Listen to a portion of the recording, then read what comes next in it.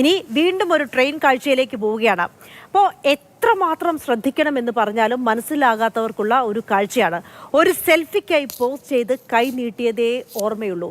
പിന്നാലെ എത്തിയ ട്രെയിൻ ആ കയ്യിൽ നൈസായിട്ടൊരു മുത്തമിട്ടു. പിന്നെ കൈ അനക്കാൻ പറ്റിയില്ല എന്ന് മാത്രം.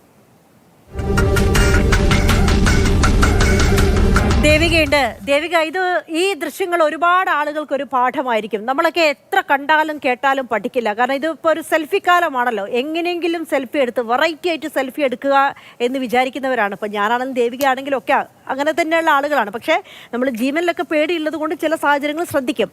അപ്പോൾ ഈ ദൃശ്യങ്ങൾ ഇത് എവിടെ നിന്നുള്ളതാണ്? എങ്ങനെയാണ് ഇതിപ്പോൾ സോഷ്യൽ മീഡിയയിൽ പ്രചരിക്കുന്ന സമയത്ത് അതിലുള്ള കമൻറ്റുകളൊക്കെ എങ്ങനെയാണ്? അഞ്ജിത, ഈ ദൃശ്യങ്ങൾ തുർക്കിയിൽ നിന്ന് എടുത്തതാണ്. നമുക്കറിയാം, നമ്മുടെ നാട്ടിൽ ഇതേപോലുള്ള ഒരുപാട് ദൃശ്യങ്ങൾ നമ്മൾ സാമൂഹിക മാധ്യമങ്ങളിൽ കണ്ടിട്ടുണ്ട്. അതായത് വൈറലാവാൻ വേണ്ടി ഇത്തരത്തിലുള്ള കാട്ടിക്കൂട്ടലുകൾ ഒരുപാട് നമ്മൾ കണ്ടിട്ടുണ്ട്.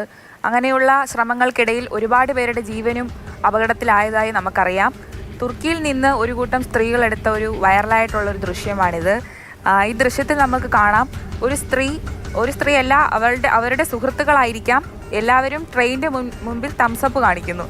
നമുക്ക് തോന്നിപ്പോകാം ഇവർ ജീവിതത്തിൽ ഇതുവരെ ട്രെയിൻ കണ്ടിട്ടില്ലേ എന്ന് നമുക്ക് തോന്നാം.